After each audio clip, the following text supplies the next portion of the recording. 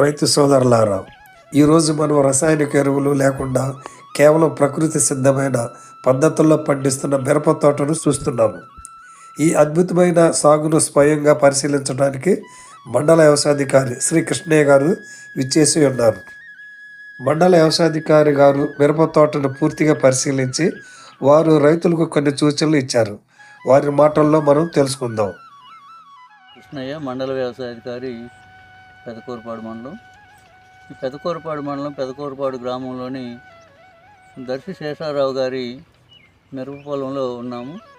వీరు ప్రకృతి వ్యవసాయ పద్ధతులను అవలంబించుకుంటూ రసాయనాలు, ఎరువులు కానీ పురుగు మందులు కానీ వాడకుండా ఓన్లీ ప్రకృతి వ్యవసాయ పద్ధతులను అవలంబిస్తూ మిరప పంట సాగు చేస్తున్నారు.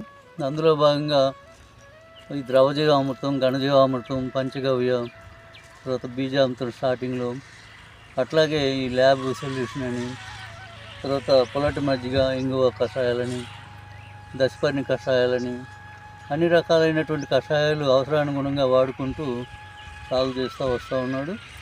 పురుగు మందులు కూడా రసాయనాల జోలి వెళ్ళకుండా ఈ వట్టిసీలియం లకాని, బవేరియా బెసియానా, సూడోమోనాస్ ఇటువంటి జీవన పురుగు మందుల్ని వాడటం జరుగుతూ ఉంది.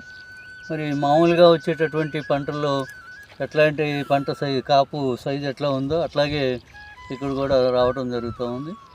ఇవి హెల్తీగా మనిషి ఆరోగ్యానికి ఎటువంటి ఎఫెక్ట్ లేకుండా, సైడ్ ఎఫెక్ట్ లేకుండా మంచిగా ఉంటాయి. కాబట్టి ఇప్పటివరకు రసాయనాలు వాడలేదు కాబట్టి ఆరోగ్యకరమైనటువంటి పంట పండించడం జరుగుతూ ఉంది.